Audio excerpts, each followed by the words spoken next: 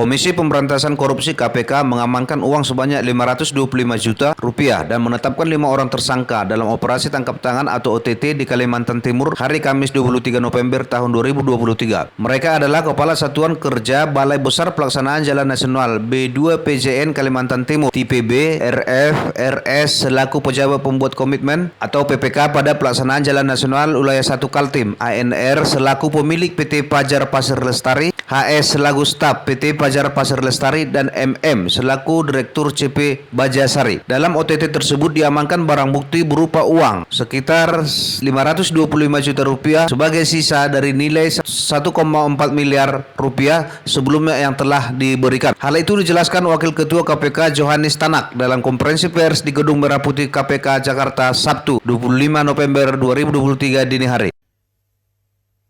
Assalamualaikum warahmatullahi wabarakatuh. Selamat pagi teman-teman semua.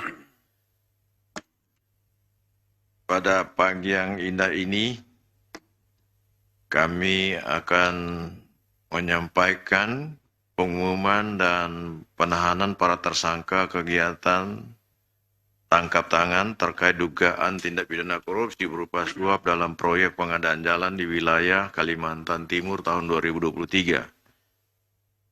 Pada hari ini, hari Sabtu tanggal 25 November 2003, kami menyampaikan perkembangan informasi dalam kegiatan tangkap tangan dugaan tindak pidana korupsi berupa suap dalam proyek pengadaan jalan di wilayah Kalimantan Timur tahun 2023.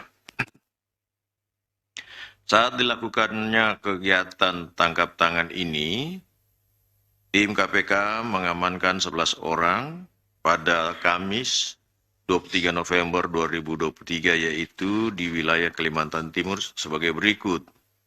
Pertama, RF, Kepala Satuan Kerja BBPJN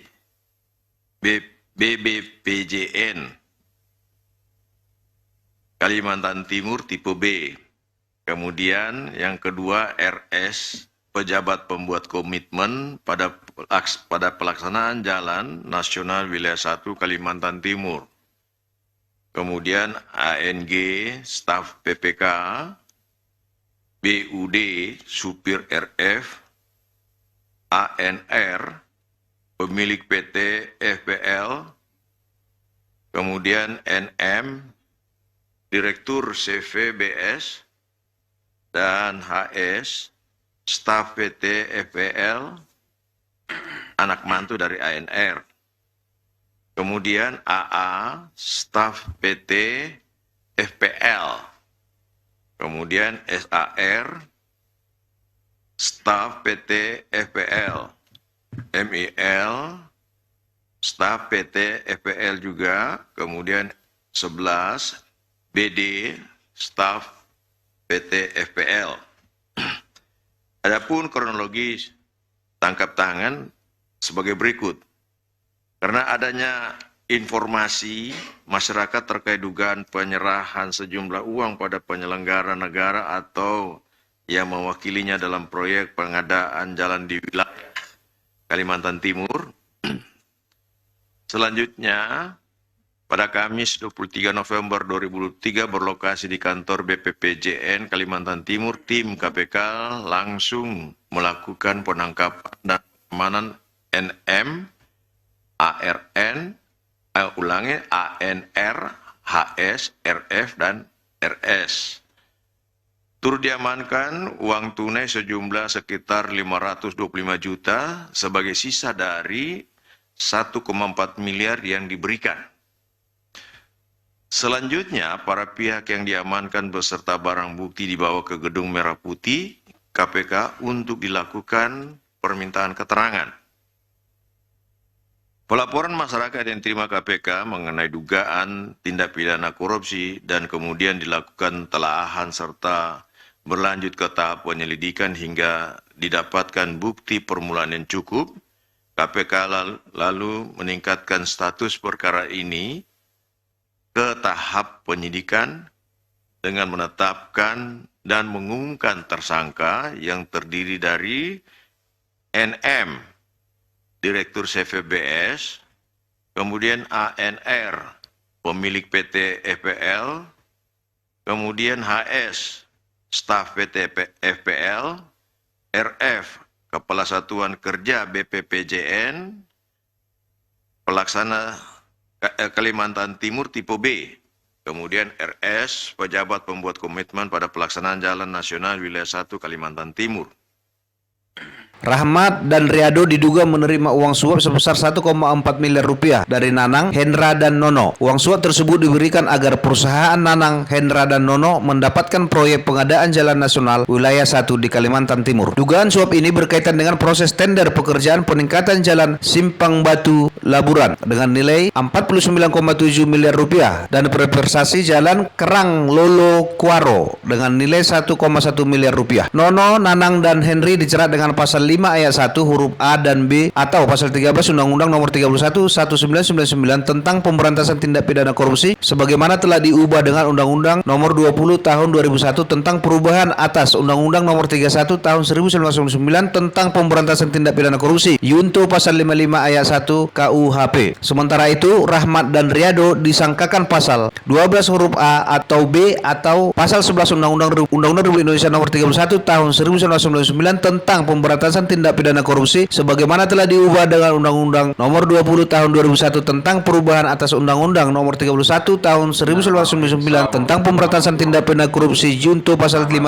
ayat 1 KUHP. Perkumpulan elit Tipikor NHICW menanggapi peristiwa hukum tersebut. Menurut elit Tipikor NHICW, mereka menghormati dan mengapresiasi OTT yang dilakukan oleh KPK. Elit Tipikor NHICW mengatakan dugaan tindak pidana korupsi seperti ini dapat juga dibongkar tanpa melakukan OTT karena hampir semua proyek di Indonesia telah diizinkan. Karena berdasarkan investigasi yang telah mereka lakukan selama ini, mereka menemukan banyaknya indikasi-indikasi pengurangan volume unsur campuran bahan material bahan bangunan yang digunakan di dalam suatu pekerjaan, seperti pengurangan unsur material campuran aspal dan semen, sehingga hal ini akan mengurangi mutu bangunan atau diduga cacat mutu. Dan bila sudah mengalami cacat mutu akan terjadi gagal umur. Gagal umur akan dapat membahayakan keselamatan pengguna bangunan tersebut. Kami menghargai OTT yang dilakukan KPK ini ya, tapi menurut kami dugaan tindak pidana korupsi seperti ini itu nggak harus menggunakan OTT ya, dapat juga digunakan dengan pembuktian terbalik dari lapangan ya, karena menurut investigasi dan penelitian yang kami lakukan selama ini hampir seluruh ya paket-paket pekerjaan infrastruktur jalan dan jembatan itu ya itu sudah diijon, artinya di tahap untuk memenangkan perusahaan itu udah masuk bahkan oknum-oknum panitia pelelangan kami dengar itu dapat 3% dari nilai proyek ya, belum lagi PPK-nya, belum lagi oknum kepala balainya, kepala satkernya. Jadi ini tindak pidana korupsi ini terjadi secara TSM ya. Jadi hal itu bisa dibuktikan dengan mutu pekerjaan di lapangan ya. Ada pengurangan volume campuran material aspal hot mix, ada pengurangan volume aspal, ada pengurangan campuran semen. Ini kan mengakibatkan kurangnya mutu bangunan ya, kurangnya mutu aspal, kurangnya mutu beton. Kalau sudah terjadi kurang mutu, bangunan itu akan mengurangi cacat mutu. Kalau cacat mutu akan terjadi gagal umur. Semua bangunan kan direncanakan umurnya. Nah, kalau unsurnya kurang, ya tentu akan cacat mutu. Cacat mutu akan mengarah ke gagal umur. Nah, kalau gagal umur, yang terjadi nanti kan kecelakaan. Contohnya, flyover direncanakan 100 tahun. Ya, ternyata nanti mencapai hanya 90 tahun. Nah, kalau pengguna jalan pas lewat di umur 91 tahun, runtuh, itu kan akan memakan korban. Nah, ini yang tidak dipikirkan oleh oknum-oknum ini, karena mereka berpikir ya mereka tidak akan selamanya di situ, karena jabatan untuk kepala satker untuk PPK itu juga ya kita tahu lah itu kan dimainkan semua itu. Nah itu jadi kami harap KPK lebih konsen menangani hal-hal infrastruktur di Indonesia ya, tidak hanya dengan menggunakan OTT ya, tapi dapat ditelusuri mutunya. Dugaan itu kan gampang membuktikan, bawa aja uji lab atau minta aja bon pembelian material aspal, pembelian material semen. Publik menilai bahwa kesimpulan-kesimpulan LTP Korek HICW tersebut di atas merupakan fakta lapangan, di mana oknum rekanan melakukan kecurangan-kecurangan untuk menutupi fee yang sebelumnya telah mereka berikan kepada pihak-pihak yang tidak bertanggung jawab untuk mendapatkan proyek yang akan dan sedang dia kerjakan. Tim Liputan Reporter Pencari Fakta LTP Korek HICW melaporkan untuk Anda.